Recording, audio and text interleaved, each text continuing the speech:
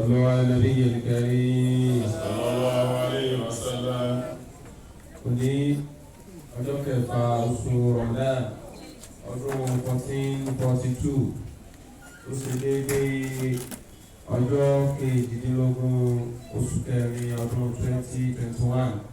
àwọn tẹ̀síwájú nínú tafsirul Qur'an suratul Hajj aya kẹtàdínlọ́gbọ̀n Quran chapter 22 verse 27. Dákun má jẹ́ kí àwùjọ gbogbo àwọn tí fóònù wa lọ́wọ́ wa àbíká ti silence àbí kí apá tó bá wáyé wípé afẹ́ dáhùn kọ́ lẹ̀ dákun já ti kó láàrin àwọn èèyàn. Ẹ̀sìn má jẹ́ àwọn mọ́ṣáláṣí lọ rojọ́ nítorí wípé ẹjọ́ wa yóò máa débì. Bákan náà àwọn tí a lọ́mọ ọmọ kékeré lọ́wọ́ ẹ jẹ́ ká àbójútó wọn ọlọ́run ní fọmọ ìdààmú ẹnì kọ̀ọ̀kan wa. صلوا على النبي الكريم صلى الله عليه وسلم. سبحان الله سبحان الله والحمد لله والحمد لله ولا إله إلا الله ولا إله إلا الله. الله أكبر الله أكبر الله أكبر الله أكبر الله أكبر الله أكبر. ولا حول ولا قوة إلا بالله العلي العظيم ولا حول ولا قوة إلا بالله العلي العظيم. سبحان ربك رب العزة عما يصفون سبحان ربك رب العزة عما يصفون وسلام على المرسلين والحمد لله رب العالمين وسلام على المرسلين والحمد لله رب العالمين. صلوا على النبي الكريم صلى الله عليه وسلم. أعوذ بالله من الشيطان الرجيم بسم الله الرحمن الرحيم. أعوذ بالله من الشيطان الرجيم بسم الله الرحمن الرحيم وإذا قرأت القرآن فاستعذ بالله من الشيطان الرجيم. وإذا قرئ القرآن فاستمعوا له وأنصتوا لعلكم ترحمون إنما المؤمنون الذين إذا ذكر الله وجلت قلوبهم وإذا تليت عليهم آياته زادتهم إيمانا وعلى ربهم يتوكلون. وأنزلنا هذا القرآن على جبل لرأيته خاشعا متصدعا من خشية الله وتلك الأمثال نضربها للناس لعلهم بسم يتفكرون الله الرحمن الرحيم. وأذن في الناس بالحج يأتوك رجالا على كل ضامر يأتين من كل فج عميق. أعوذ بالله من الشيطان الرجيم. بسم الله الرحمن الرحيم. الحمد لله رب العالمين الرحمن الرحيم مالك يوم الدين إياك نعبد وإياك نستعين اهدنا صراط المستقيم صراط الذين أنعمت عليهم غير المغضوب عليهم ولا الضالين. اللهم صل على سيدنا محمد الفاتح لما أغلق والخاتم لما سبق ناصر الحق بالحق والهادي إلى صراطك المستقيم وعلى آله حق قدره وامتداره العظيم. سبحان ربك رب العزة عما يصفون وسلام على المرسلين والحمد لله رب العالمين. وأذن في الناس في الحج يأتوك رجالا وعلى كل ضامر يأتون من كل فج عميق. Ọlọ́run ní wa'adhin fi nas, ibi tí a sọ sí lánàá wa idh bawwa'na li Ibrahima makana al-bayt alla tushrik bi shay'an wattahhir baytiya lit-ta'ifina wal-qa'imina ruk'i sujud. Ibẹ̀ ni adélànà tí a fi dúró. Ànábì Ibrahim ti kọ́ alayhi salatu wassalam, ó ti kọ́ Kaaba tánu àtòun àti Ismail àti Jibril àti Mikail, àwọn tí wọ́n rán lọ́nu. Ó ń lọ gá bíríkìlà, àwọn mẹ́ta wá sí lébúra rẹ̀. Ọlọ́ni wa'adhin fi nas, àwọn èèyàn wá ń mútùmọ̀ wá lórí wípé ṣé Ibrahim lọ́lọ́run bá wí ni àbí ànábì Muhammadu sallallahu alaihi wasallam. Ngbàtọ́lọ́ ní wa idh bawwa'na li Ibrahim, a fi hàn Ibrahim makana al-bayt, ayọ̀ gangan léhùn, alla tushrik bi shay'an, a fi hàn má ṣẹbọ pẹ̀lú mi. Ó ti di méjì, hada mashahid wa Ibrahimu gaibun. Àwọn tí wọ́n lẹ́kọ̀ọ́ wọn ní mashahidu ní eléyìí yẹn tí tán fojú rí ní Ànábì Muhammadu sallallahu alaihi wasallam. Ibrahimu ó ti rọ kí Kùránì ó tó sọ̀kalẹ̀, ó lo ọ̀rọ̀ ẹni tí ò sí, ó lò fún Ibrahimu. Ẹni tí ń bẹ Muhammadu sallallahu alaihi wasallam, ó lo ọ̀rọ̀ ẹni tí ń bẹ fún. Èyí sì dáwà ní àtọ̀rọ̀ ẹni tí ń bẹ, àtọ̀rọ̀ ẹni tí ò sí ní ìlú lò fún. Wọ́n ni وإذ بوأنا لإبراهيم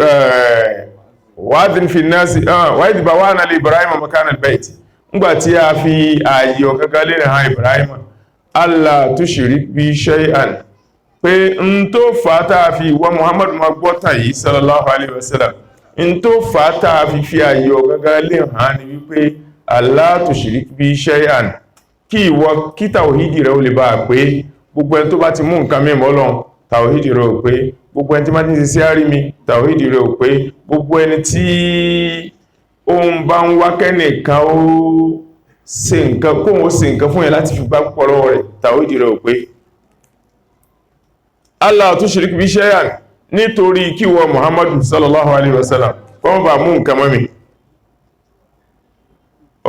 Tahhir baytiya, kọ́ tún wá mọ́ ilé mi lit-ta'ifin, fún àwọn tí wọ́n ṣe tàwáfù, wal-qa'imina àti wọn tí wọ́n máa nàró kírun, wa ruk'in tí wọ́n sì tún máa rùkú sùjúdù, wa ruk'in sùjúdù, ó máa rùkú wọ́n tún máa forí kalẹ̀. Wa'adhin fi nnasi bil hajj. Áyà yìí wá jẹ́ pé áyà yìí pẹ̀lú áyà tí ń bọ̀ á ti fún wa láàrin ìsopọ̀ wà pẹ̀lú wọn. Allah tushrik bi shay'an wa tahhir baytiya lit-ta'ifina wal-qa'imina wa ruk'i sujud wa'adhin fi nnas. Tó bá ṣe bẹ́ẹ̀ náà ni àwọn kan ní ibẹ̀ ńkọ́ ló ti gbé, Ọlọ́run ti pé ruk'i sujud lọ́lọ́run ti bá Ibrahim sọ̀rọ̀ káyìn. Ọlọ́run wá ní wa'adhin fi nnas. Ṣùgbọ́n àdánù méjì olówà fún ájì, ìwá wà àdánù méjì fún ájì,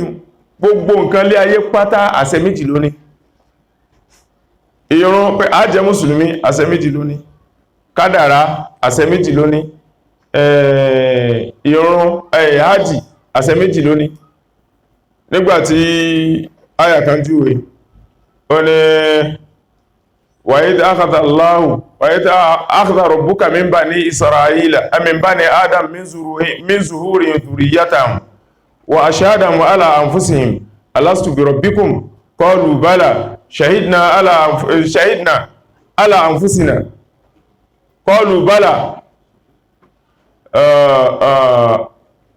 وإذ أخذ ربك من بني آدم من ظهورهم ذريتهم وأشهدهم على أنفسهم ألست بربكم قالوا بلى أن تقولوا يوم القيامة إنا كنا عن هذا غافلين أن تقولوا يوم القيامة إنا كنا عن هذا غافلون أو تقولوا إنما أشرك آباؤنا وكنا ذرية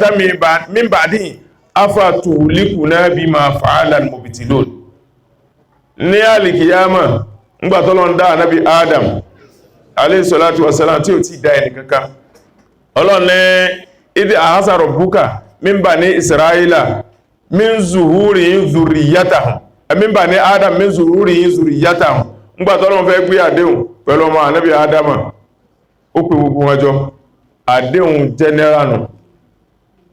alastu bi rabbikum ọlọ́run ní gbogbo ọmọ tó wà lára Ádámà kó gbọ́n dálẹ̀ gbogbo wọn wá gbọ́n dálẹ̀ ọlọ́run wá lẹ̀ tó síwájú mẹ́bàá alastu bi rabbikum jẹ́mi kó luwa yìí qalu bala wọ́n ní bẹ́ẹ̀ ni qalu bala wọ́n ní bẹ́ẹ̀ ni èyí ó sọ pé bẹ́ẹ̀ ni kó dáyé kó sí nǹkan mi bẹ́ẹ̀ ni tọ́lọ́run ti sáyìn a sì wá dáyé tààrẹ lébọ a sì dáyé tààrí káàfì kó sí bẹ́ẹ̀ àwọn àfáà wa ní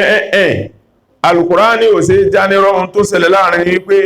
àwọn sáfú pọ̀ sáfú àwọn mùmínì ló wà wájú tàwọn mùsùlùmí ó wà lẹ́yìn tàwọn alábòsí ó tẹ̀lé tàwọn káfìrí ó tẹ̀lé alastu bi rabbikum àwọn mùmínì ní bala àwọn mùsùlùmí ní bala àwọn mùnáfìkí ọ̀nà àwọn káfìrí mú ti ẹ̀gbọ́n tán wíwájú débi tó wì àwọn tí wọ́n sọ pé bala àti wọ́n pariwo wí kò sí tẹ́lẹ̀ wíláyé wọn ní sí nǹkan mẹ́mọ́rọ̀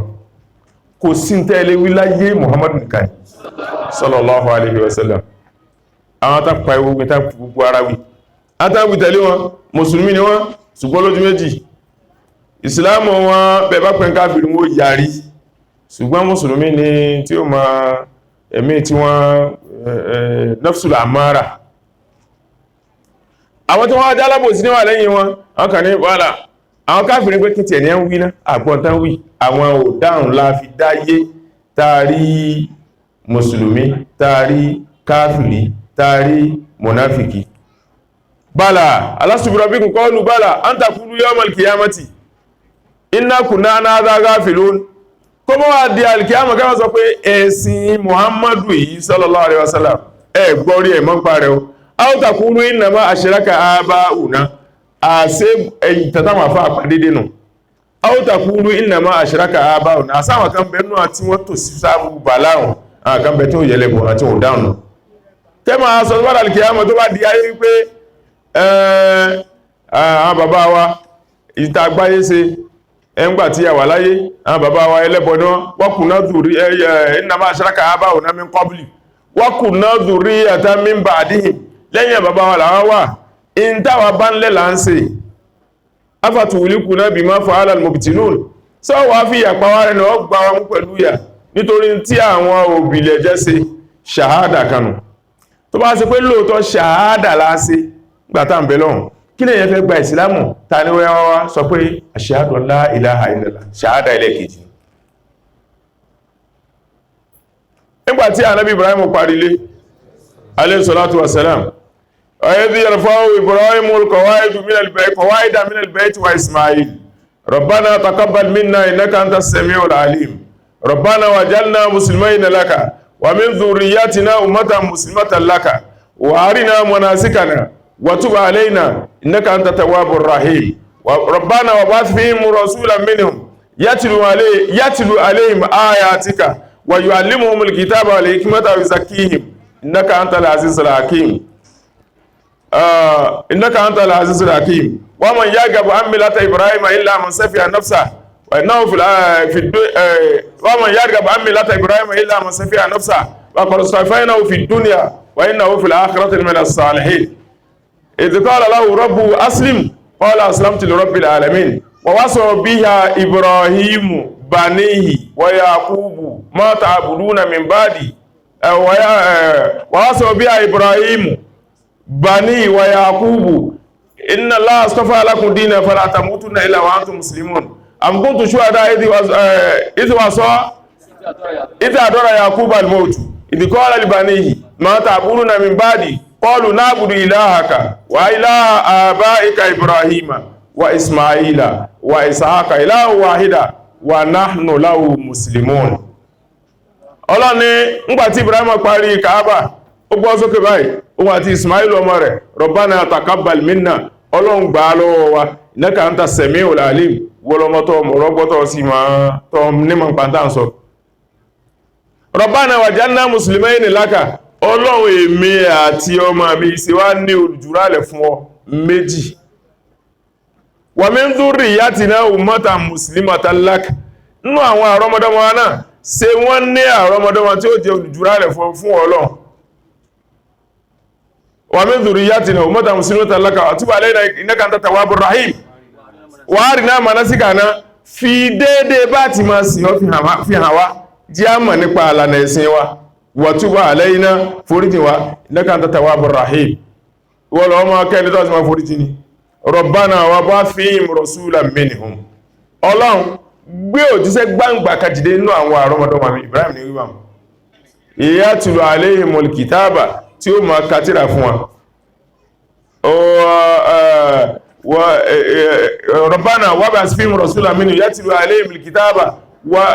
wa yuallimu yatlu alayhim kitabaka yatlu alayhim ayatika wa yuallimuhumul kitaba wal hikma yóò máa káyà rẹ̀ fún wọn yóò sì máa fi àwọn tírà rẹ̀ mọ̀ wọ́n alkitaba yóò tó kọ́ wọn kíkọ wal hikma yóò kò tó kọ́ wọn nípa hikma wa zakihim yóò máa fọ̀ wọ́n mọ́ àárín wọn ni mo ti fẹ́ ká dúró Ànábì Ibrahim alayhi salatu wasalam ó ní Rabbana wab'ath fihim rasulan ọlọ́run bá ń gbé òjíṣẹ́ dìde láàrin àwọn ọlọ́mọdọ́wà mi yatlu alayhim ayatik tí ó máa ka àwọn áyàwó ọlọ́run fún wa Qur'an wa yu'allimuhumul kitaba yóò máa kọ́ wọn ní kíkà yóò máa kọ́ wọn ní kíkọ Ànábì Muhammad sallallahu alayhi wa sallam kò máa kọ kò sì máa kà ẹnìkan wá bá ń jọ kan ó ní Ànábì sallallahu alayhi wa sallam mo fẹ́ bí n bá ti ń gbọ́ nǹkan kí n sì máa mú sórí Abu Huraira radiyallahu ta'ala anhu hadith tó gbà ó fẹ́ mọ́sẹ̀ dọ́lọ́n tó gbà tó ń bá jòkó lọ́dọ̀ Ànábì báyìí sallallahu alaihi wasallam tó bá gbọ́ hadith lónìí tó bá gbà mí lọ́la ó ti gbàgbé wọ́n sunkún jọ kan wà dún wájú Ànábì sallallahu alaihi wasallam Ànábì ní kí ní sí ọ olóṣù mi ní bí ti máa jòkó tí ọ tó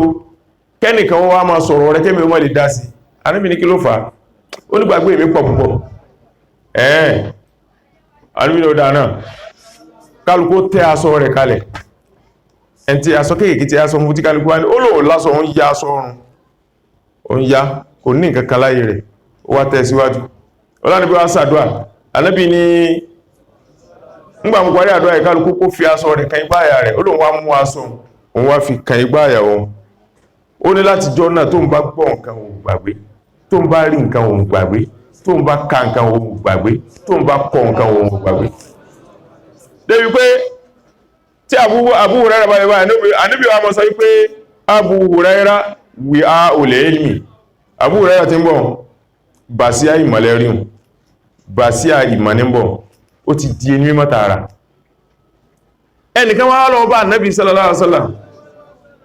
ó ní ohun tó bá ka nǹkan mọ́ ń gbàgbé ní bá ti gbọ́ nǹkan lọ́dọ̀ rẹ̀ mọ́ ń gbàgbé Ànábì ní sallallahu alaihi wasallam ó ní gbára lé ọwọ́ rẹ̀ só kalẹ̀ pẹ̀lú ọwọ́ rẹ̀ alikú bí yaminik inú pé lọ wá báyìí tó bá ti gbọ́ nǹkan máa kọ́ kí ló kọ́ ó kọ́ wa yu'allimuhum yatlu alayhim ayatik wa yu'allimuhumul kitaba nǹkan kíkọ kọ́ra bí òun bá máa kọ́ ó sì ń kọ́ yàn ní nǹkan kíkọ nǹkan kíkọ kò sọ̀rọ̀ ẹ̀fà Nabi Muhammadu sallallahu alaihi wasallam láìta wà lónìí tírù mi bá tó tó bá ní èmi ò mákọ̀ mọ́ká orí ìbú ni kò dá òpè ní ọ̀nà Ànábì Muhammadu gbọ́dọ̀ mọ́ká kò sí tó fẹ́ fi ṣe àǹfààní ká kọ nǹkan wọn ni pé níta ti mọ̀tẹ́lẹ̀ ká mọ́ gbàgbé rẹ̀ níta sì fẹ́ mọ̀tẹ́lẹ̀ ká mọ̀ àǹfààní bí tó ní náà Ọlọ́run sọ fún mi pé sanukuriuka ká fún ọlọ́jọ́ wájú wà látànsá láìláyọ̀ nígbàgbé ńgbà tó ká fún tán sẹ́gbẹ́ àǹfààní ká kọ́ọ́lẹ̀ kalibà àmánù ńgbà tí ó wá tó ká fún tán kó kọ́ọ́lẹ̀ kúrò àgbẹ̀gbẹ̀ lọ ní allamaka ma lam takun ta'lam ìntọ́ mọ̀tẹ́lẹ̀ ó ti fi mọ̀ ọkọ̀ nídìí kọ́kọ́ wa kana fadlullahi alayka azima wọ́n mọ̀kọ́lá Ọlọ́run gbangba lára tẹ́ ju gbé yẹn lọ sallallahu alayhi wa sallam wa yu'allimuhumul kitaba wal hikma yóò tún wá máa fi hikima òye yóò máa kọ́ wọn lóye èmi ni wọ́n jẹ́ òye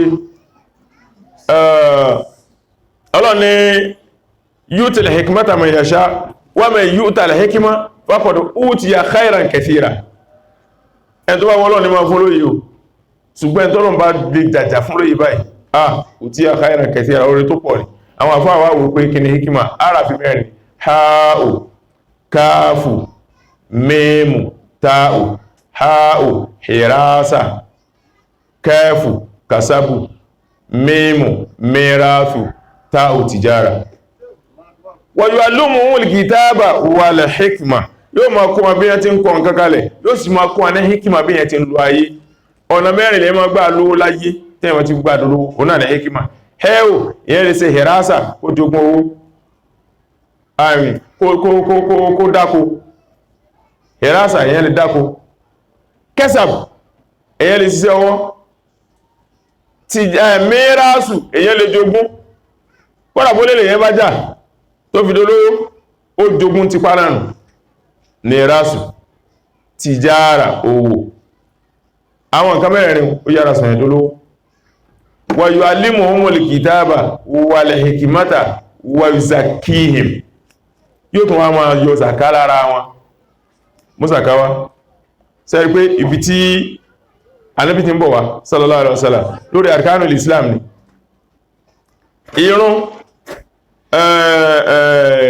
Ànábì Ibrahim alayhi salatu wasalam ó ní Rabbana waj'alni muqima salata wa min dhurriyyati,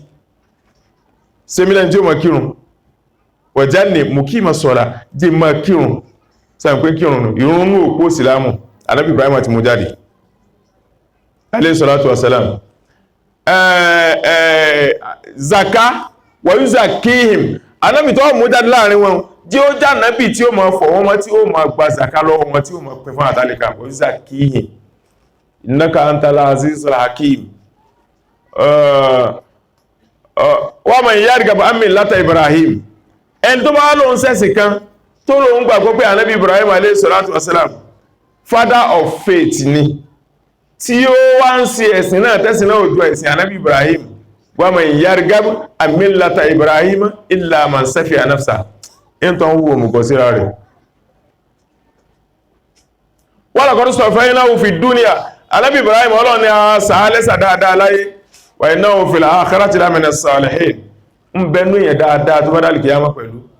Ànábì Ibrahim júwe ìrun tá Ànábì Muhammad sì ti dé sallallahu alaihi wasallam, ó júwe zaka tá Ànábì Muhammad sì ti dé sallallahu alaihi wasallam. Ànábì Ibrahim Ọlọ́run wá ní wa'adhin, ẹjá báyà ìdílẹ̀.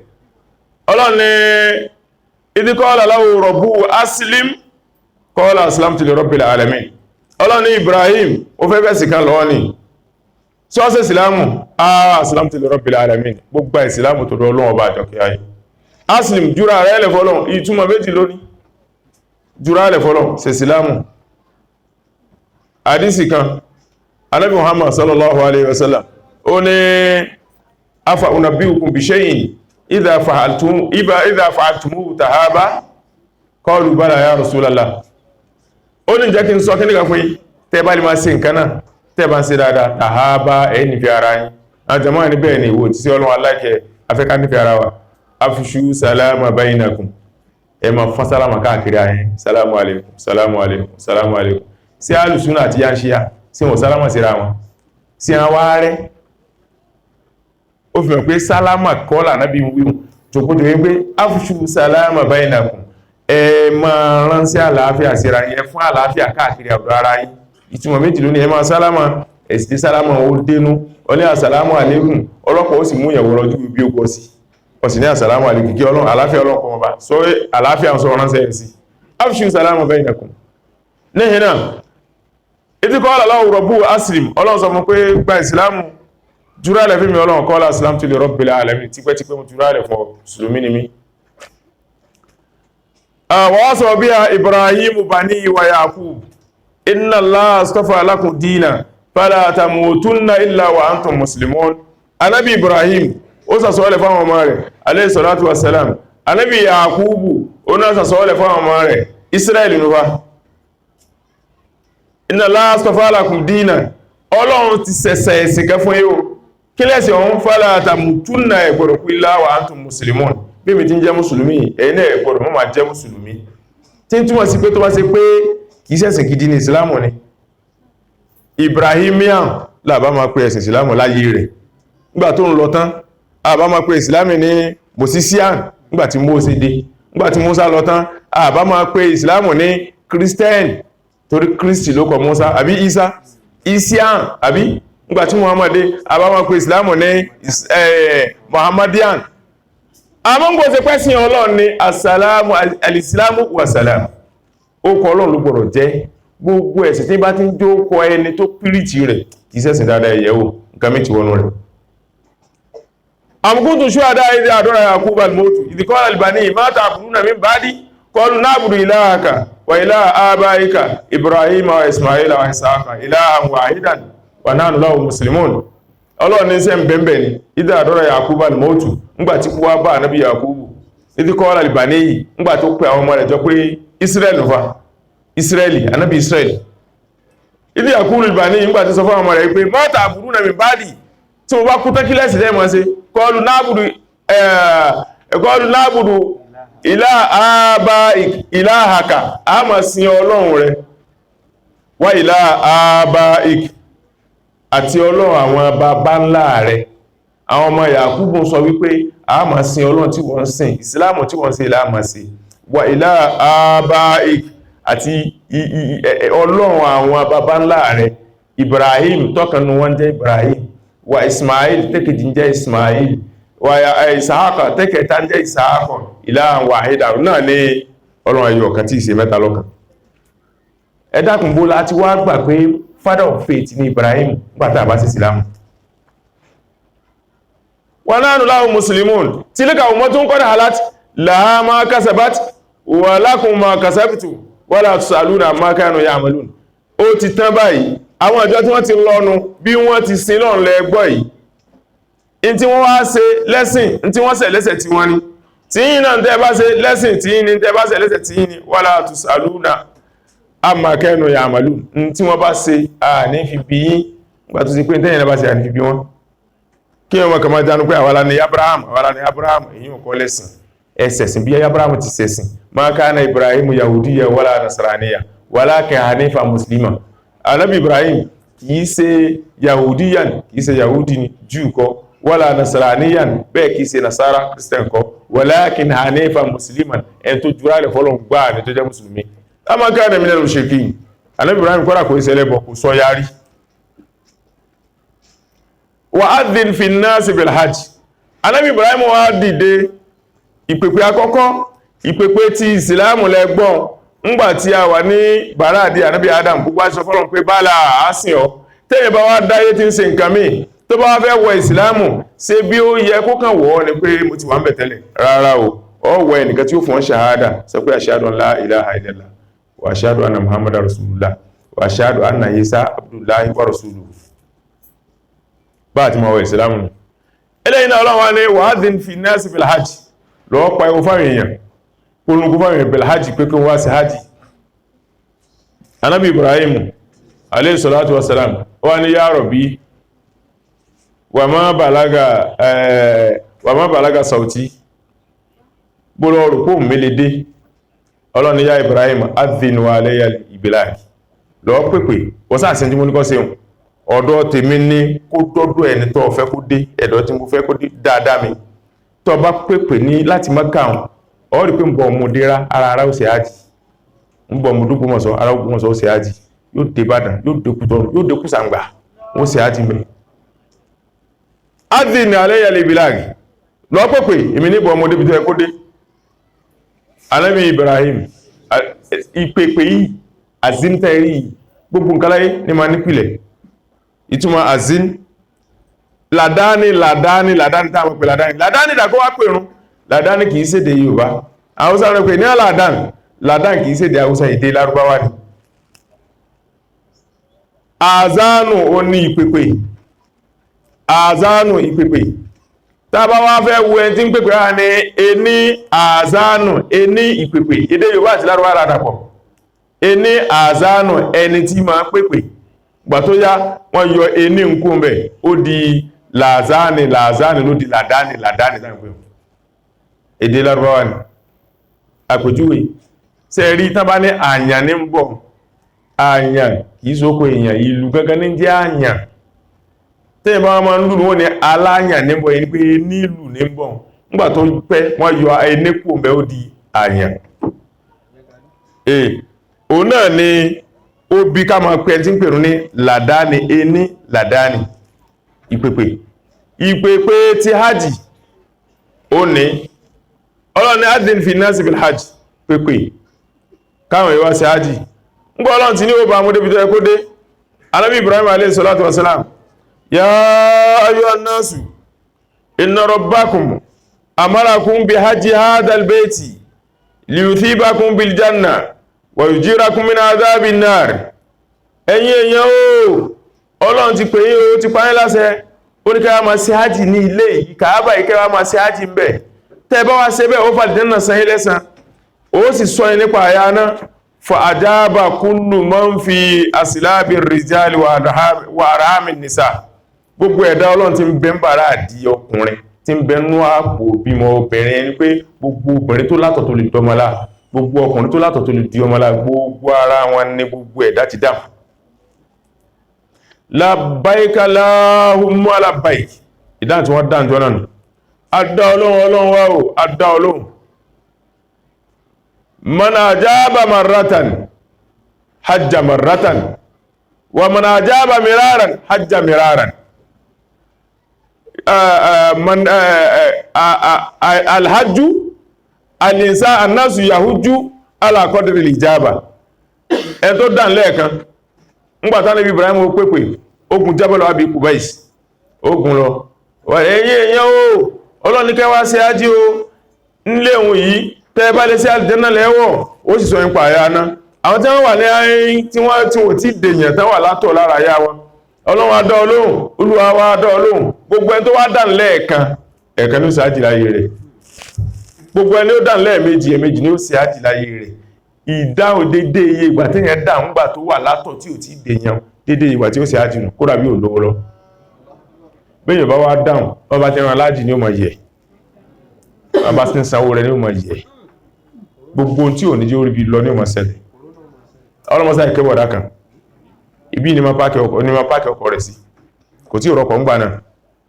ó wá sanwó mọ́kà ń gbà tí wọ́n yàn ẹ̀wọ̀n yẹn jẹ́ pẹ̀lú mọ́kà gan ó sanwó mọ́kà èwà ní mọ́kà lọ àwọn anìbò lọ́sẹ̀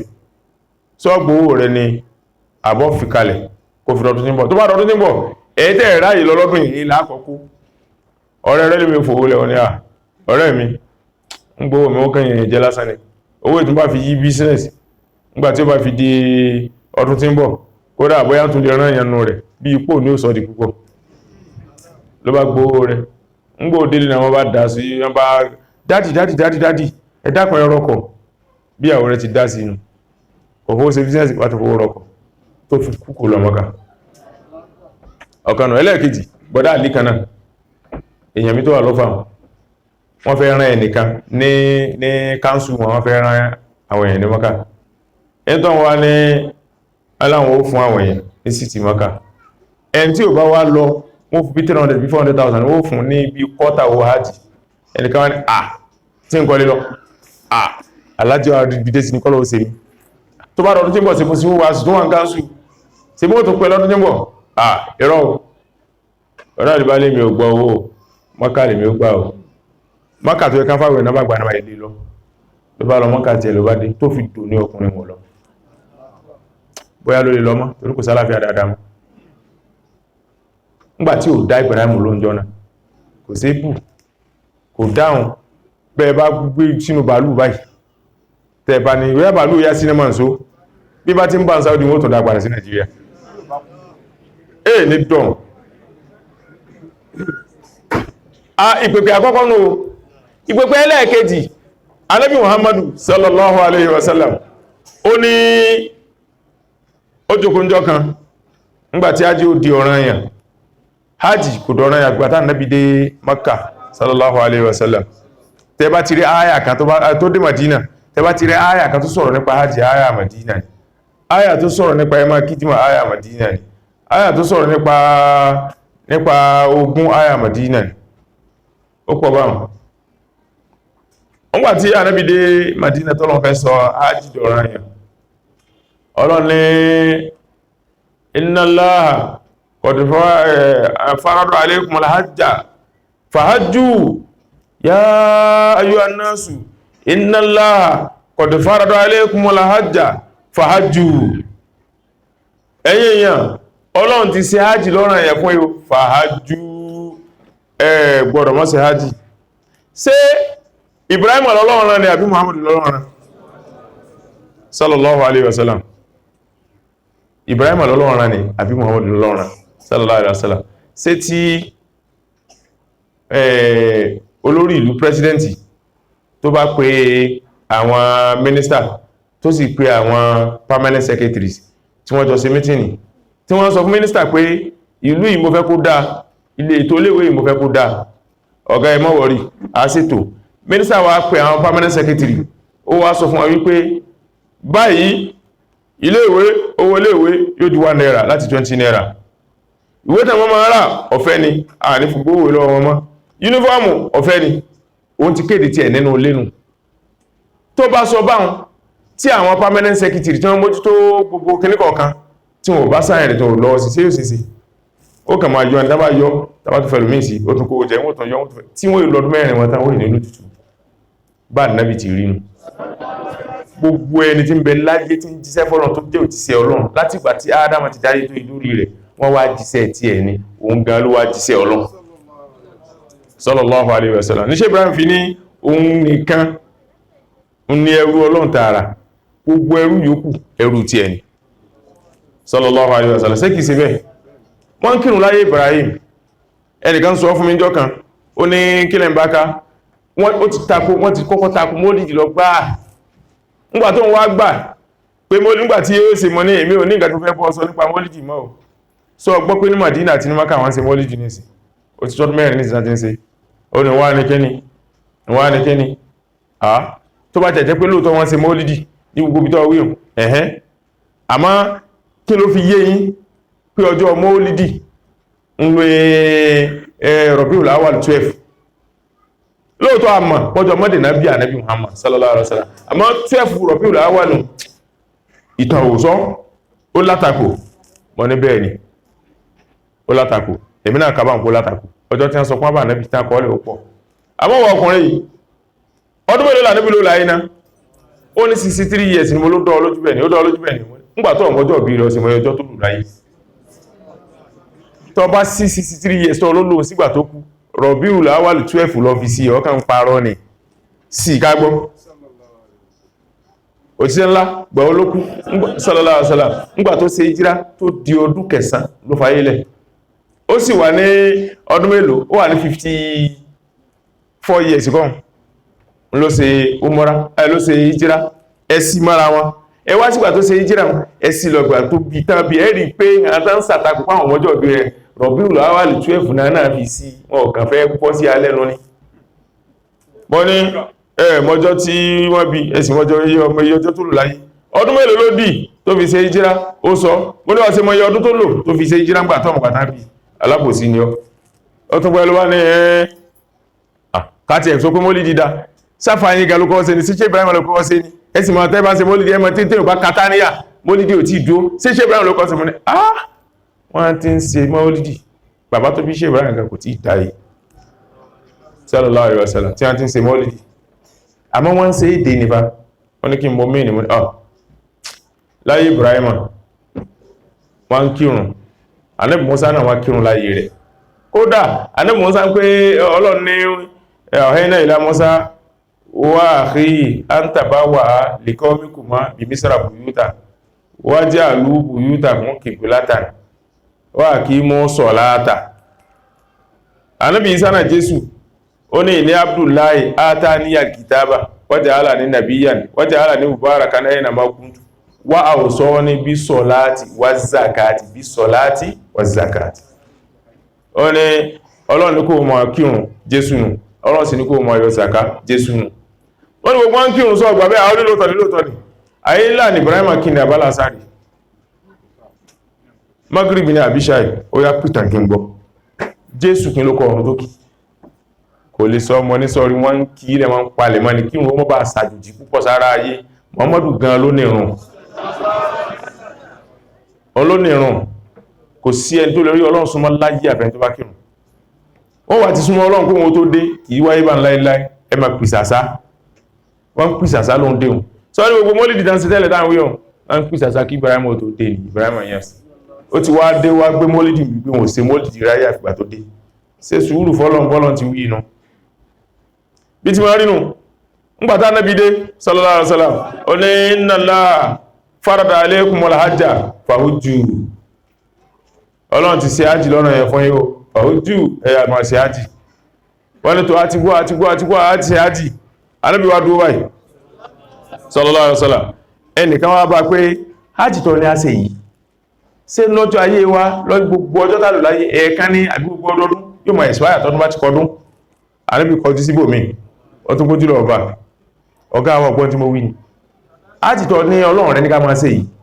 ṣé ẹ̀ẹ̀kan ní ọjọ́ ayé wa àbí gbogbo ọdún la gbọ́dọ̀ máa ṣe ó tún gbójú kó ó tún gbójú síbò mí ó tún lọ bá ń bẹ̀ sallallahu alaihi wasallam Ànábì ní ó arákùnrin yìí ó sì wá rí báyìí ọmọ pé bọ́n ti ń bí mí ń pé sọ́dọ̀ ọdún ní tí mo bá lè ní ó di ọ̀rọ̀ ẹ̀yẹ̀ gbogbo mùsùlùmí gbọ́dọ̀ fún wa sáájì lọ́dọọdún ẹsọ̀ tí wọ́n tó wíhùn ó ní tí mo bá ilé sọ pé ọdọọdún ni ẹn tí ò bá sí ájì lọ́dọọdún tó bá ilé lọ bá Ọlọ́run yóò jìyà ẹ̀ẹ̀kan ní lọ́jọ́ ayé yìí mo fara mọ́ báhùn in túnmọ̀ sí pé tó bá tẹ́lẹ̀ pẹ̀lú tó bá sí pé Ọlọ́run sọ pé ẹ̀ẹ̀kan ni báyìí pé Ọlọ́run sọ pé ẹ̀ẹ̀kan ni tàbí ní ọdọọdún ni Ọlọ́run pé ohun tí ẹ mọ̀ tẹ̀lé ó ti ṣe bẹ́ẹ̀ rí Ọlọ́run ti ṣe bẹ́ẹ̀ fún rí ohun tí ń kírun lọ́wọ́ tí bànújẹ́ bá Allahu Akbar mọ̀ pé Ànábì Yakub alayhi salatu wassalam ń tó mú tó fi rí dàmú tó rí ọmọ rẹ̀ sùn wájú rẹ̀ báyìí Yusuf òun sì yẹn náfìlà lóru wá sí Allahu Akbar ojú rẹ̀ wá lọ ara Yusuf wọn Ọlọ́run ìmí ẹrú yẹpẹrẹ èmi mo wá sí fún ọ tó báyìí tó wá bùn mí ní ọmọ tí ò gbọdọ̀ dáàrin àti gbogbo ayé máa pè tí ò gbọdọ̀ dáàrin àti gbogbo ayé máa pè wò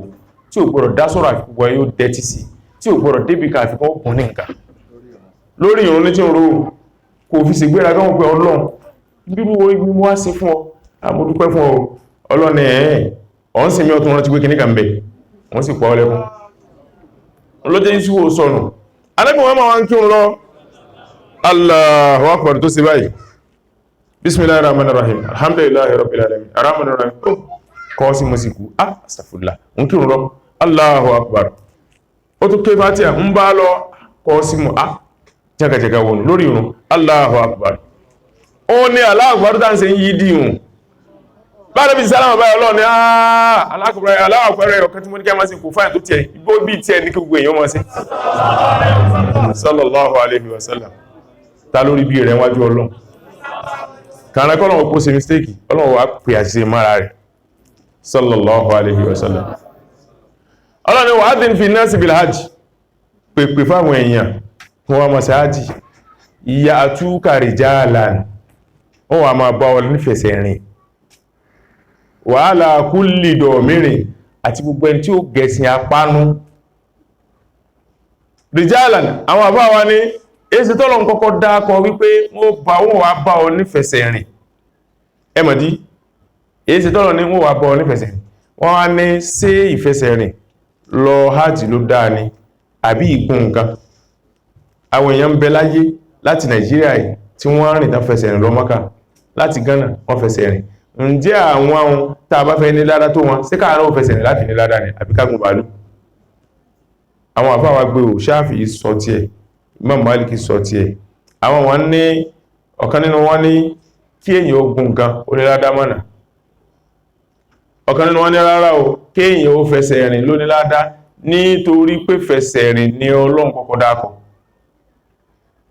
Ànábì Muhammad sallallahu alaihi wasallam ó ti fẹ́ ṣe hajj pẹ̀lú àwọn èèyàn rẹ̀ ó sì gbéra ó fi ràkún mẹ́ àtẹ̀sìn kalẹ̀ ní Madina ó sì fẹsẹ̀ rìn láti Madina wá sí Makkah sallallahu alaihi wasallam gbogbo eléyìn kò tó ní ẹ̀rí ká má wọ bàálù lọ Makkah kò tó ní ẹ̀rí ká má wọ ọkọ̀ omi àti mọ́tò ẹ̀rẹ́ hajj by road jẹ́ ẹ̀rí ká ṣe mọ́ láti Nàìjíríà hajj by road tí a ń pa sílẹ̀ méjì rí ọ̀tá gbé ọkọ̀ lọ Makkah wọ́n nígbàtà dé bá wọn dá wòlòwòlò rí wọ́n pa iwájú by road wọn rẹ̀ nìkan dáná ń bọ̀dẹ̀ ẹlẹ́ẹ̀kẹ́ pé wọ́n lọ lákọ̀ọ́kọ́ ẹlẹ́ẹ̀kejì wọ́n pa wọ́n lọ lákọ̀ọ́kọ́ ó rẹ̀ gbé èèyàn ń gbà pa wọlé lẹ́ẹ̀kejì tá àgádé wọ́n pa iwọ́ mọ́ ní èsì Mákà ẹsẹ̀ àbí ọkọ̀ kò rọrùn a wá nídìí tí Ọlọ́run fi kọ́kọ́ dákọ pé ya'tuka rijalan, tálíkà pọ̀ láyé jù olówó lọ, tálíkà sì lọ́rẹ́ Ọlọ́run olówó kọ́. Ọlọ́run sì wá kọ́kọ́ dákọ olówó tó dákọ tálíkà tó bá ní ya'tuka ala kulli damirin wa rijalan, òkun tó tálíkà ló pọ̀ jù láyé, tálíkà sì lọ́rẹ́ Ọlọ́run olówó tó nǹkan. Ó dá àwọn tó pọ̀ lọ́lọ́wọ́ kọ́ dákọ ní àbáwọn tákéré níye, majority carry the vote lọ́dọ̀ ti wá gan àwátà àgbẹ̀ débi ọ̀dọ̀ Ọlọ́run tó gbọ́n. Àwọn àfáà ní Ọlọ́run fi ní ya'tuka rijalan, mú wà bá ọ àwọn tí ó fẹsẹ̀ rìn, wa ala kulli damirin, àwọn tí ó gun ẹsẹ̀ apánú náà wọ́n wà bá ọ, àwọn tí ó gun bàírù, wọ́n gun ràkúnmí, àwọn tí ó gun ẹṣin, àwọn tí ó gun nǹkan mìíràn. Gbà tí ayé tún tẹ̀síwájú sí torí gbogbo nǹkan ní Ìsìlámù dá sí láyé, kó tó di pé àwọn èèyàn ó gbà pé ẹ máa gun bàálù, wọ́n fa sí bẹnu ṣẹ̀ríà ní pé ká máa gun bàálù náà ní á. Ọlọ́run sọ pé bàírù tó sọ pé dọ́ọ̀mìrì, wa ala kulli damirin, empty nínú bàálù bẹ́ẹ̀ bá kó sínú rẹ̀ ní ó tó nínú, bẹ́ẹ̀ bá ti kó sínú rẹ̀ dọ́ọ̀mìrù náà wa ala kulli damirin tọ́lá wínà ẹgùn bàálù, ẹgùn ọkọ̀ omi, ẹgùn rélùwé bó bá lè débẹ̀, gbóhun tẹ́ bá lè gùn ẹgùn lọ Mákà. Ẹnìkan lọ béèrè ìjọ kan wọ́n ní ǹjẹ́ kọ́ndọ́ọ̀mù, ọkùnrin lo kọ́ndọ́ọ̀mù ǹjọ́ dáa? Ó béèrè tán wá dáa lóhùn kò tẹ́lọ́rùn wá bá mi. Ánàkùnlà mọ́ ní náà mo fẹ́ béèrè kan ní mo ní ẹ ti sọ mí lẹ́nu ìbéèrè wo ni? Ó ní ẹ dákun kọ́ndọ́ọ̀mù wá ní béèrè mi lọ́dọ̀ mi, èyí tẹ́ ẹ̀ dáa ẹ̀ tó ọlá àsìwò ṣe wà sí kan ní Kàkúrì. Èyí ń sọ fún wọn pé bọ́kùnrin tí máa súnmọ́bìnrin wà sí jọ́nà ló bí kó wádọ̀ mi ọ̀rán tí wọ́n ní bọ́kùnrin tí máa súnmọ́bìnrin, àwọn eléèbó wọ́n ní kí ọkùnrin ó gbé ẹnu sí abẹ́ obìnrin, omi abẹ́ obìnrin tí ọkùnrin bá gbé èmì ìwòsàn ní lára rẹ̀, kí obìnrin ó gbé ẹnu sí abẹ́ ọkùnrin, omi abẹ́ ọkùnrin ìwòsàn ní lára obìnrin. Báyìí lè bó ti wí nù, bá ti wí nù tọ́ àwa ni ó dá náà gbọ́. Àmọ́ ṣẹ̀ríà Ìsìlámù ti wá ní omi tó bá jáde àtọ̀ ara obìnrin àti ọkùnrin ẹ̀gbin ni. Tí a wá mọ ẹ̀gbin a ń wọ́rọ̀ ibi ẹ̀dá nìra ṣe ẹ̀gbin ó dá náà ẹjá mọ́ o. Àfìgbà tí èbó tún kọ́, tí èbó tún yà láwòrán, tí èbó bá gbé ẹnu sí ibi tí àtọ̀ ti ń jáde lára obìnrin, ó tún wá gbé ẹnu sí ibi tí ìgbẹ́ ti ń jáde lára obìnrin. Ó dáa náà bí èèyàn bá jẹ́ ìwòsàn, ṣé ìgbẹ́ náà ṣe ìwòsàn ni? Ìgbẹ́ tó wọ́n ń gbẹ́nu sí ibi tí ìgbẹ́ ti ń jáde tán gbẹ́nu sí ló káńsù ká gbà pé ìtẹ́wé òótọ́ ni, ló káńsù ẹ̀ kò sí òótọ́. Ó wá ní ẹ dákun mo fẹ́ bí ní wọ́n convince pẹ̀lú ìdáhùn tí àbá kan dá mi lóhùn. Wọ́n ní kíni? Ó ní kọ́ndọ̀mù. Mo ní sọ orí kọ́ndọ̀mù, ìdáhùn méjì ní dá olórí rẹ̀. Wọ́n fi ti ṣẹ̀ríà fìdá olóhùn, tẹ̀kọ́ fìdá olóhùn. Ní ó dáa fún ilé wá tó jùkú sí, mo ní wọ́n sì dáàmọ́ fún tọ́ sí. Olùsìláwọ̀ èèyàn tó wá ti dọ̀rọ̀ wà bóbin wọ́n wá serious gan. Mo ní máa gbọ́ ààrẹ̀kùnlá akẹ́rẹ́wọ̀kùnlá ààrẹ̀kùnlá. Mo ní máa gbọ́ sọ̀rọ̀ kọ́ndọ̀mù nínú Islam kìí sàbúrú,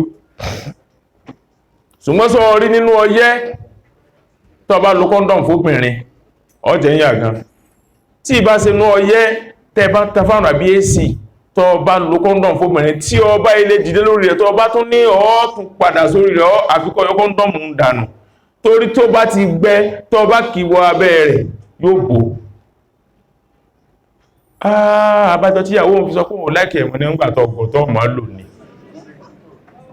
ọ̀nà bóò ló wá sí máa lò. Wọ́n ní fi orí pa kọ́ndọ̀mù, fi orí pa,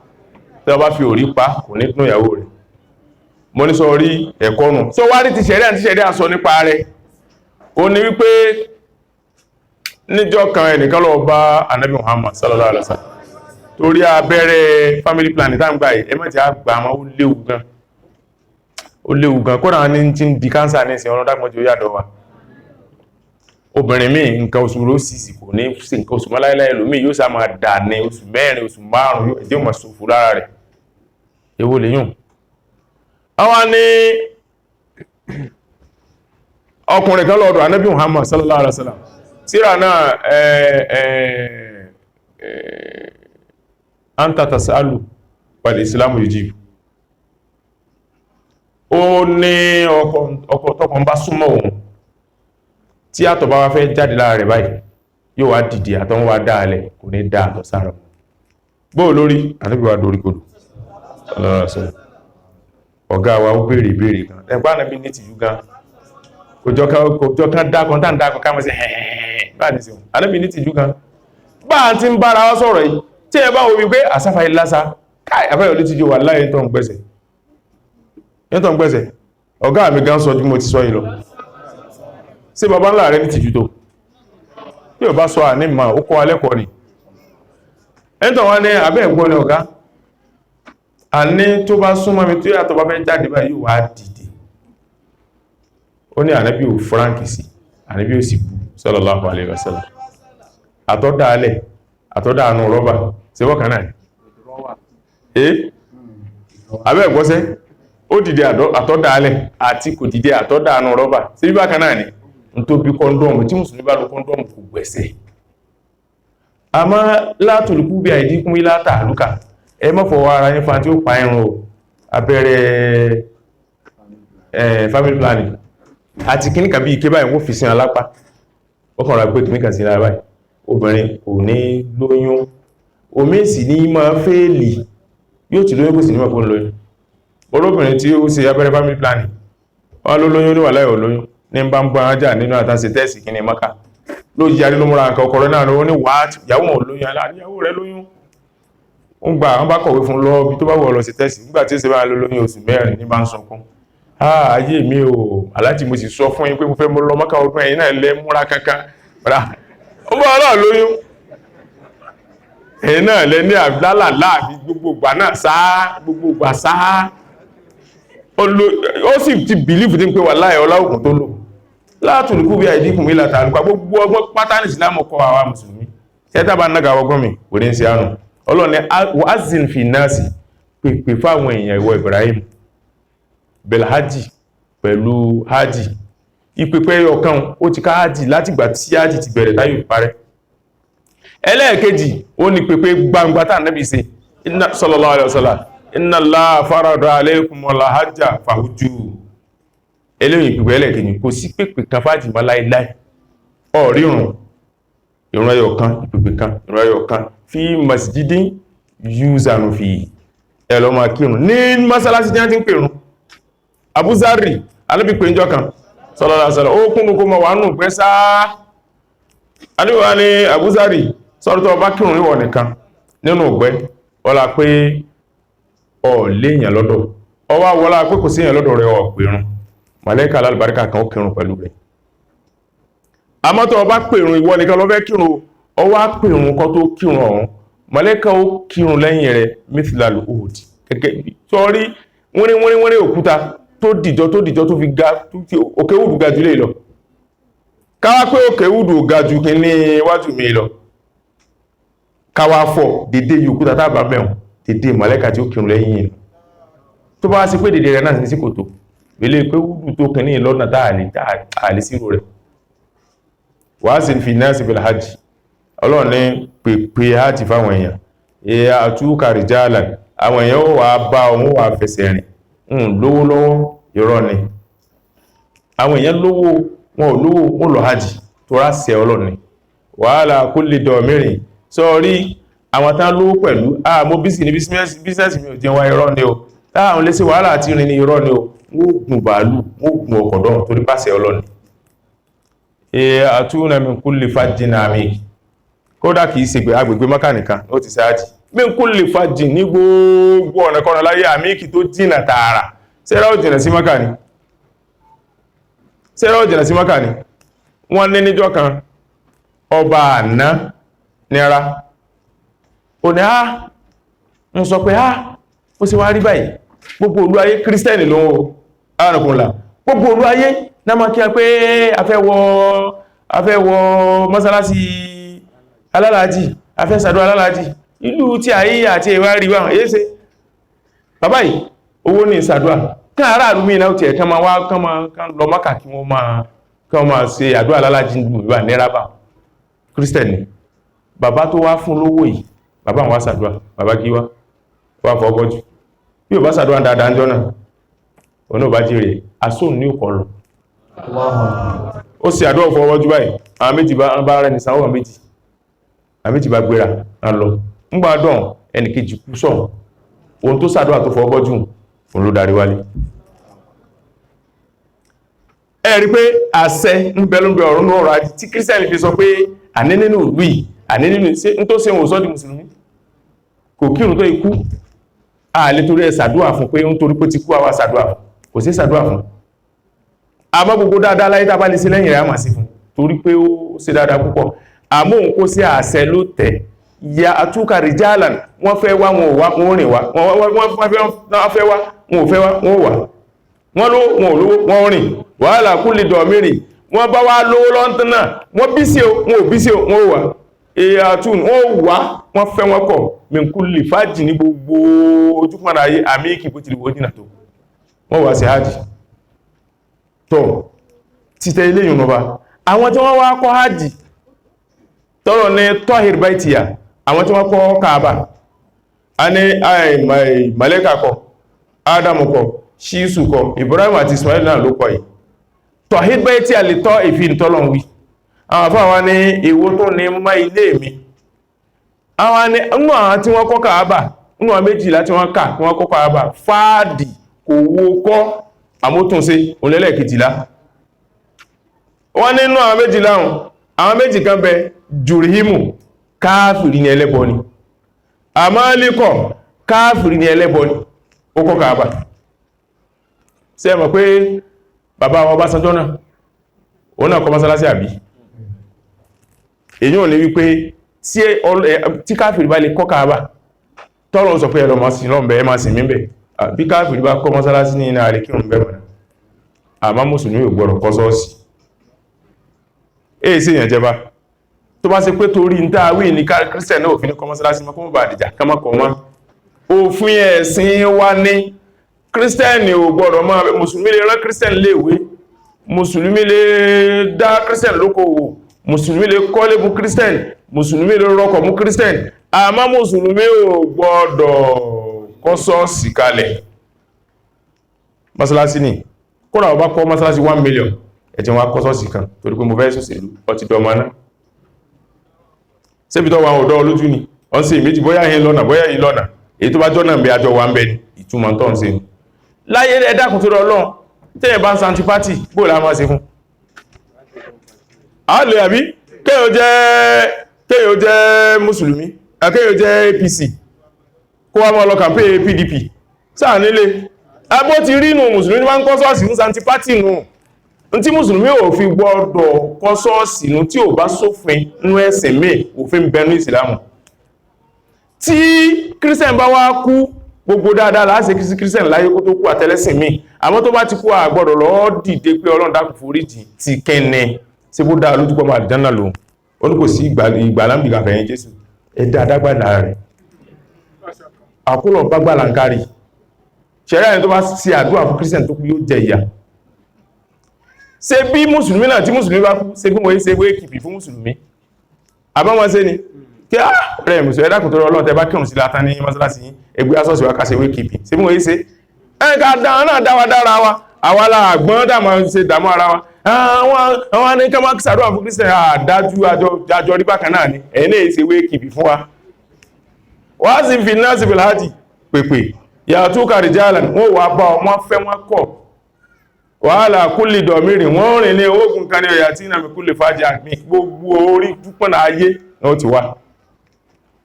ọjọ́ ti lọ àwọn kan sọ nípa Kùránì àmọ́ tó bá dọ̀la Kùránì tí ò jóná èmé tí mo kó ní Kùránì tí ò jóná tí ó gbáyé sọ àmọ́ wọ́n ní ẹnìkan post kí lọ kókọ gúrùpù ẹnìkan sẹ́ndẹ̀ sí gúrùpù kan 222,000 èèyàn ló ti wò ń bẹ̀ àwọn kan tí ó ṣe mùsùlùmí àwọn sẹ́ndì mẹ́sẹ̀jì pé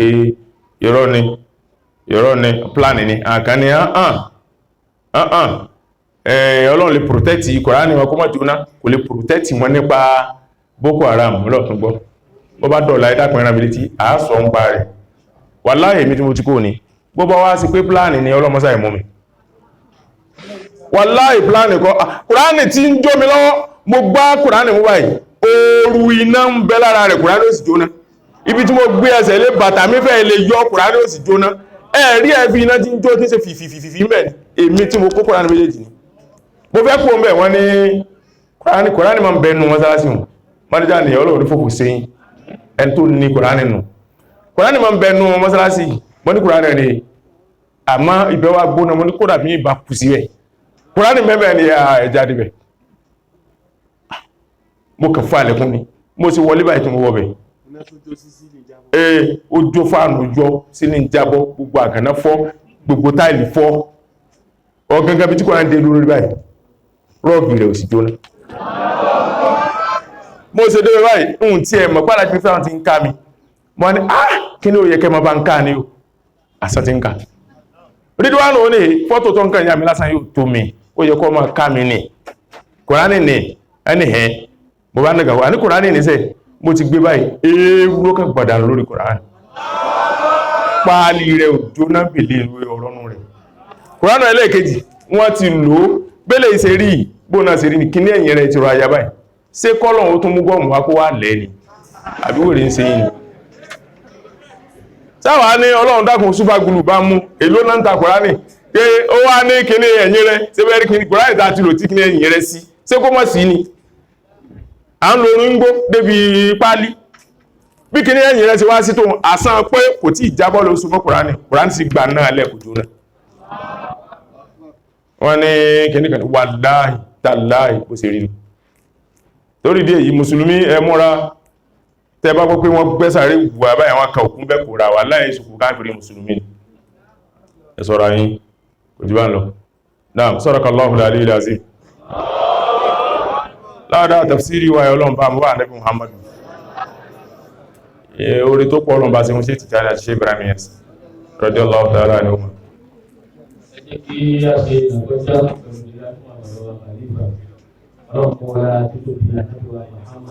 Allahu alayhi wa sallam.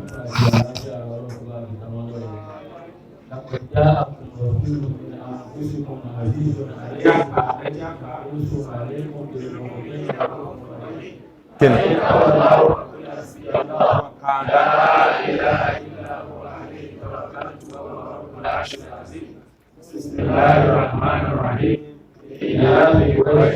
إذا فيه من الشهر فليعبدوا رب هذا البيت الذي أطعمهم من جوع وآمنهم من خوف. بسم الله هو الله fún bàbá wa Maulana Sheikh Abdul Badawi ọlọ́pàá bá fi ṣe àlékún ìlú fún wa. Bismillahir Rahmanir Rahim.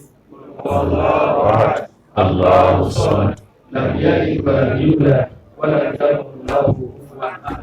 Àmín. Ẹ jẹ́ á fi ara balẹ̀ láti gbọ́ díẹ̀ nínú àwọn ìbéèrè tí ó wà nílẹ̀. Ó ní ìbéèrè àkọ́kọ́, ó ní ẹ dákun kí ni ìdájọ́ kéèyàn máa ṣe a'udhu billahi minash shaitanir rajim bismillahir rahmanir rahim tí ó bá bẹ̀rẹ̀ ìrun. Ọlọ́run ò kọ́ Al-Qur'an ní fa idha qara'ta al-Qur'an fasta'iz billahi minash shaitanir rajim. Tó bá ti pé Suratul Fatiha Qur'an ní lóòtọ́, a ṣe a'udhu billahi minash shaitanir rajim jẹ́ẹ́jẹ́ kìí ṣe jákè. Bismillahir Rahmanir Rahim jẹ́ẹ́jẹ́ kìí ṣe jákè. Àmọ́ àwọn afáwà ní Bismillahir basmala àwọn a ṣe jákè ni. Àwọn lè ṣe bàbá yìí, Abu Huraira radiyallahu ta'ala anhu. Ó ní ẹ̀yin jama, kò sí ẹni tó mọ ìrun kí bá nàbí ti kí bí mi. Sallallahu alaihi wasallam. Èmi mo fi rún jọ ọ̀gá wájú sallallahu alaihi wasallam. Tó bá fẹ́ kírun ẹjí ń kí bí tí máa kírun fún yín, ó wá bẹ̀rẹ̀ Bismillahir Rahmanir Rahim alhamdulillahi rabbil alamin. Ó kọ́ sí basmala jákè kó tó bẹ̀rẹ̀ sí ka Suratul Fatiha ti basmala náà. Àmọ́ tààwù isti'aza á sì jẹ́jẹ́ ni. Náà. Ó ní ìbéèrè yìí, ó ní ẹ dákun kí ni ìdájọ́ kí ìmáàmù àti jàmáà kí ó tó ní sáfù ẹyọ kan àti àwọn tí àti kí ìmáàmù dúró láàrin kí ogun wọn kí wọ́n yípo rẹ̀ bí ìgbà tí wọ́n bá ń káàbà. eléyìn kìí ṣe ìrun o ìrun tààrí tí wọ́n kí bá ń rí ìrun òkú ní sí máàmù ti kú ni a ń kírun sí máàmù lánìí kìí ṣe pé ń kírun lẹ́yìn ìmáàmù ma ìmáàmù dúró láàrin wọ́n wá yípo rẹ̀ a ń kírun wọ́n ń kírun sí máàmù lánù kìí ṣe pé ń kírun lẹ́yìn ìmáàmù ìrun ti di ìrun kírun o kò sí ìrun gidi ní Káàbà gan látà tí máa yípo ìmáàmù nìkan ní wọ́n wájú báyìí ọlá pé Káàbà wà wájú rẹ̀ àníyàn ti wà ní wípé Káàbà la yípo kìí ṣe ìmáàmù tó wáyé pé ti Káàbà tó rí lójú sí báwọn Káàbà la yípo kìí ṣe ìmáàmù la yípo tọba wà gbogbo bí wọlé wòwò láyé tọba tí máa bá dúbà ìtàn bá yípo rẹ̀ tọba ní ká máa kírun wèrè ń sí ọ̀run ọ ti gbàgbé pọ̀ àǹká ti kọ ẹ̀hà sí kíbúlà àǹká ti kọ ẹ̀yìn sí kíbúlà nínú àtàjípo rẹ̀ Ọlọ́run sì ní wàáyé fi máa kúntùn fọwọ́lù òjòwákùn kìbúláwù ọdún ara takọlùwà jíkà fi sẹ́mà falanuwaliyanka kiblatan tardoa fawalli wajaka shatara almasjid al-haram wa haythu ma kuntum fawallu wujuhakum shatara gbogbo bí tẹ́bà àlàyé ọ̀gán gẹ́tẹ́bà ti fẹ́ kírun ọ̀gangan Káàbà ibi tí Káàbà wà báyìí ní kẹ́kọ̀ọ́ tí sí ńgbà wá ní ká yípo rẹ̀ àǹká ti kọ ìhà ọ̀tún sí àǹká ti kọ ìhà òyì sí ìhà òsì sí àǹká sì ti kẹ̀yìn sí àti àdúró sẹ́fọ̀ ẹ̀yọ̀kẹ́ pẹ̀lú ìmáàmù ìrun wọn dá kò sí tó sì rún wọn tí ò bá sáàyè mọ́ ṣùgbọ́n táyè bá wà Ànábì ní sọ́lú kàmárà ẹ̀tùmú ní òsọ́lì sallallahu alaihi wasallam bẹ́ẹ̀ ti rí tí mo kírun bẹ́ẹ̀ ni ẹ máa kírun tó bá ṣe pé àṣà ló fi ṣe kìí ṣe pé kò sáàyè ó ní ẹjá tó ń bí kí náà kò sí nǹkankan bá kí báyìí náà kò sí nǹkankan kò dáa bá ti rá Ànábì tó kírun kọ́ Ànábì sallallahu alaihi wasallam Ànábì máa dún wájú ní tí ó bá kírun ṣùgbọ́n tó bá ṣe páàyè ló mú wá kò sí nǹkankan tó ṣe náà oníbèrè ó ní ẹ̀dá kùn sí lóòótọ́ ni Ànábì fojú kan Ọlọ́run sallallahu alaihi wasallam bèèrè tó bí ìbẹ́ ti bí Abu Huraira nù wọ́n ni ya Aba Huraira ara Muhammadu rabbahu o Abu Huraira jẹ́ Muhammadu rọ́lọ́n tó dá báyìí Abu Huraira ni na'am ra'áù bi ayni ra'sihi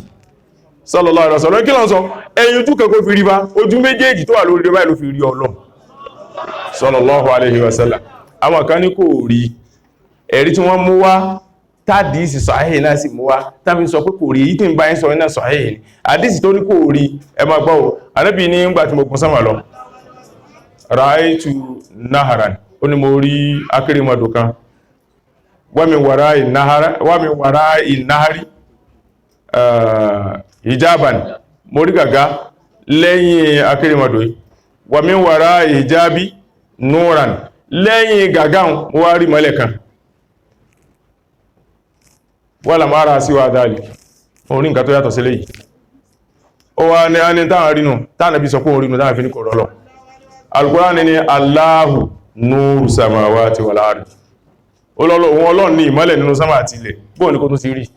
ṣé ó fẹ́ fún ní pẹ́ńsù àti ìwé ní kó yàwòrán bọ́lọ̀ ti rí Ọlọ́run ni Allahu nuru samawati wal ardi ó ní ìmọ́lẹ̀ nínú sámà àti ilẹ̀ Ànábì rí Ọlọ́run Ànábì ò rọ́lọ́run èèyàn kọ́ la fẹ́ lò náà oníbèrè ó ní ẹ̀dá kan kí ẹni tí ó súnmọ́ ìyàwó rẹ̀ ní ẹ̀yìn ìgbà tó sínú tàn ló láwẹ̀. ọ̀rọ̀ obìnrin náà sáà ní sáà ẹ̀yin obìnrin adáràn lọ́wọ́ yín o obìnrin máa bá tí ẹnìkẹ́ pè mí ń tẹ̀ta hánà fún la ìjẹta ló pè mí àbí tí bọ́ wọ́n bẹ̀ èmi ilé ìjọdún ni ló wá pè mí hánà fún la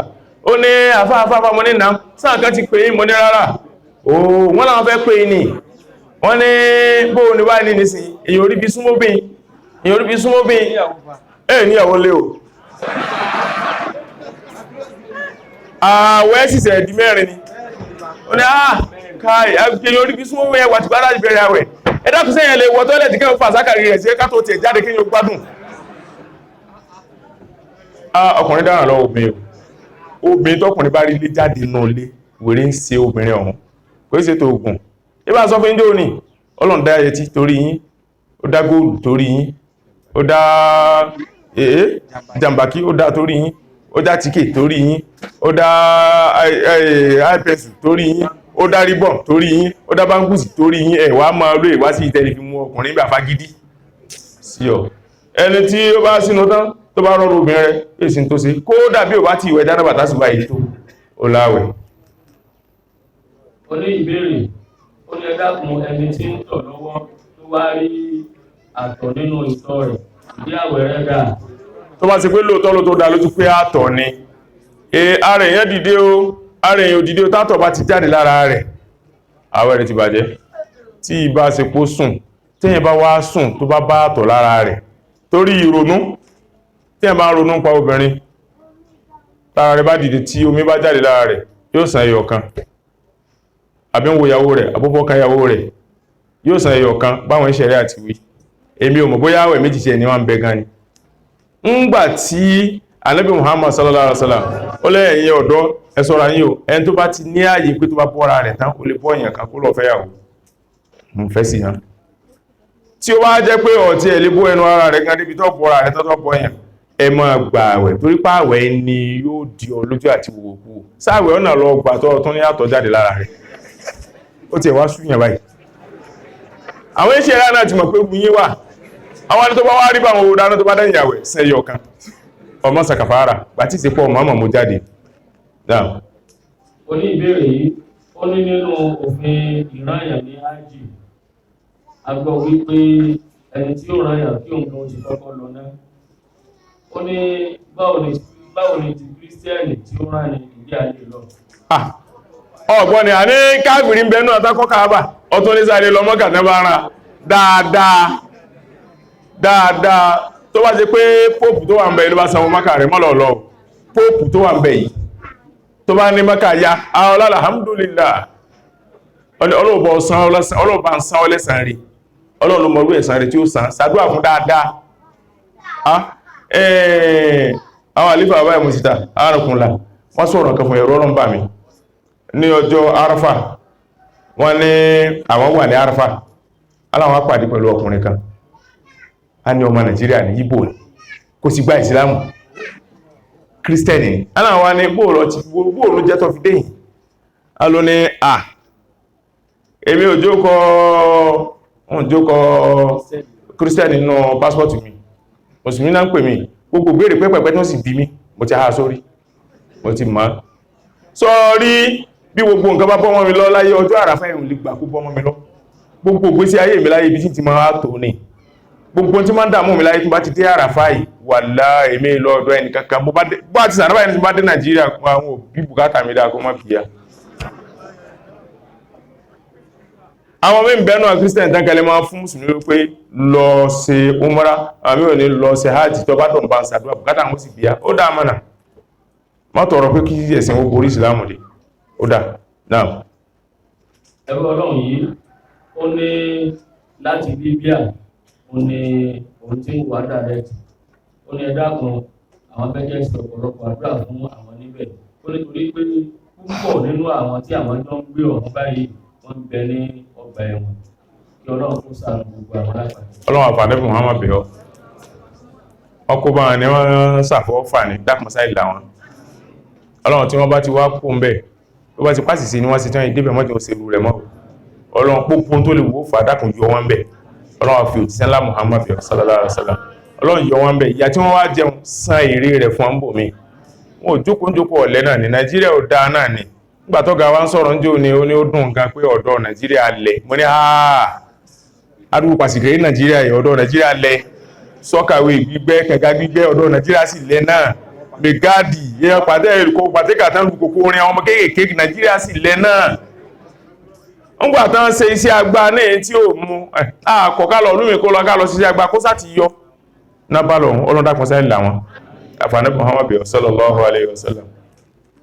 Ẹ̀rọ Ọlọ́run yìí ó ní kí ẹ bá ń ṣàdúrà fún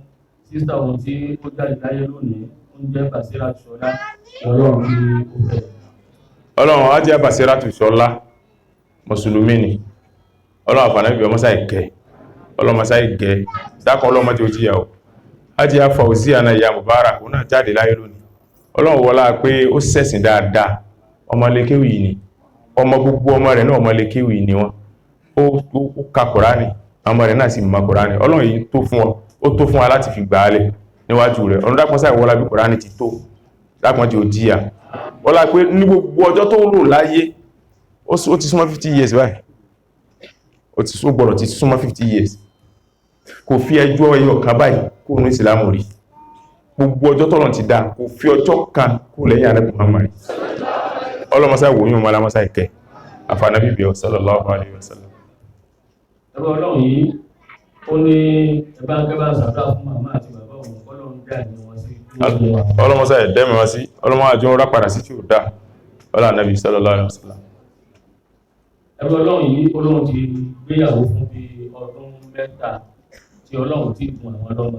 oníkẹ́bà àbẹ́lọ́run ọmọ alálùbáríkà ọlọ́run dákun sáìbùn ọlọ́mọ alálùbáríkà ọlọ́run àfààní Muhammad sallallahu alaihi wasallam ọmọ àtútù ojú ọlọ́mọ sáìbùn wọn ọlọ́mọ jẹ́ ó tún wáyé wá tọrọ ọmọ mọ́ jẹ́ ó wáyé wá dúpẹ́ ni àwòtíṣẹ́ ńlá Muhammad sallallahu alaihi wasallam mọ́ torí pa ní kẹ́mà wáyé owó tó á lọ bùnmí lọ́mọ tọrọ ọlọ́run dákun gun wọn lọ́mọ dédé ọmọ tán fẹ́ lásìkò tán fẹ́ àfààní sallallahu alaihi wasallam. ẹgbẹ́ ọlọ́run ní kẹ́bà sàdúrà fún ìyá Muhammad tí ọlọ́run kí ó bá wa kẹ́ ìyá Muhammad ọlọ́run dákun mọ́sá ìgẹ́ ọlọ́mọdé ó tíyà àfààní sallallahu alaihi wasallam. ẹgbẹ́ ọlọ́run ní kẹ́bà sàdúrà fún màmá òun ájíà Mùsùlùmá sọ́ọ́lì kí ọlọ́run kí ó kẹ́ wọn. ọlọ́run dákun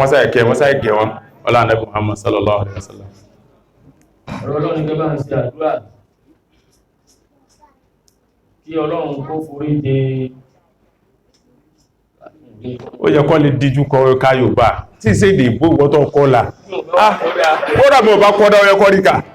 mú ká má kọ́dá pẹ̀lú kí làwọn àjọ lọ kọ́lá sí irúwà ìlàrí gbọ́nà mọ́ káàrà ní ríkà ọtún gẹ́gò ó wà di mélòó ìríkà náà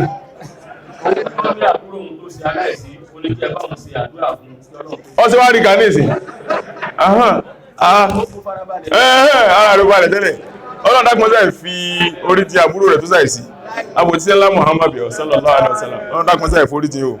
ọlọ́mọ jẹ́ níyà náà ọlọ́run bọ́lá kọ́lọ́ sí ọlọ́run bọ́ ìgbóyà nẹ́bí ọlọ́run paná àdẹ́bọ̀ rẹ̀ kúsàn nẹ́bí gàrí bí àṣetọ́ nílẹ̀ fún nẹ́bí lẹ́ka sí látẹ̀kọ́ àfẹ́díra ọlọ́run kágun wọn sábẹ́ nẹ́bí kẹfún wàlí rẹ̀ ọlọ́run ká àfá wa ọlọ́run ká òbí wa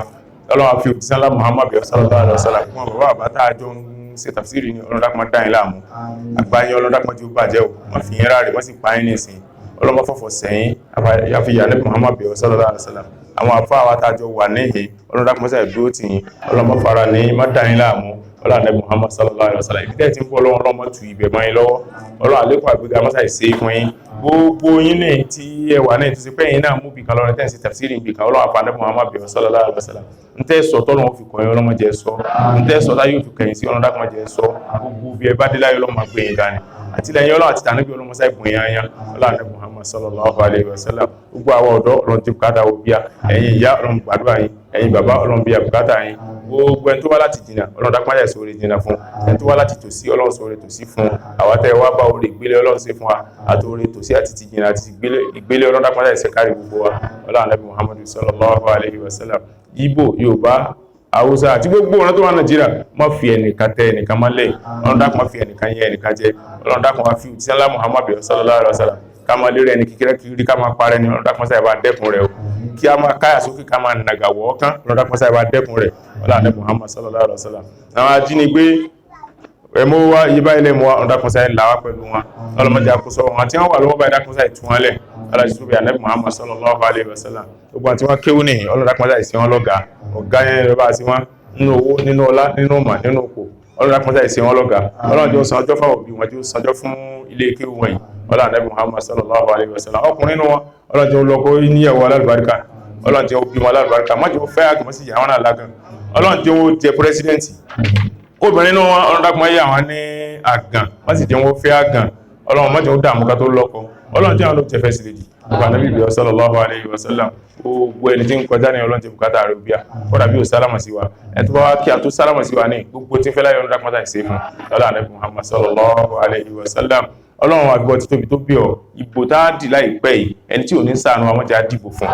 ọlọ́run dákun jẹ́ àdìbò fún ẹni tí ò ní ṣàánú wa bá a bá dìbò fún ọlọ́mọdé orí bò yìí ọlọ́mọdé ilẹ̀ mọ́dé orí oyè náà jẹ́ ọlọ́run àfànẹ́bí Muhammad sallallahu alaihi wasallam àánú rẹ̀ àánú wọn mọ́dé ó ṣe ọlọ́run tìyàn sẹ́yìn lọ́nlọ́lọ́ mọ́dé ó fẹ́ súnmọ́ kò tó ga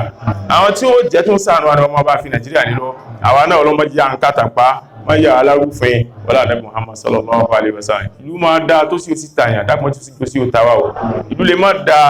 téyìn ó sì máa gbádùn ọlọ́run jẹ́ Nàìjíríà ó dáa má sì yọ alẹ́ nù gbádùn ọlá Ànábì Muhammad sallallahu alaihi wasallam. Bismillahir rahmanir rahim, alhamdulillahi rabbil alamin, arrahmanir rahim, maliki yawmiddin, iyyaka na'budu wa iyyaka nasta'in, ihdina siratal mustaqim, siratal ladzina an'amta alaihim ghayril maghdubi alaihim waladdallin.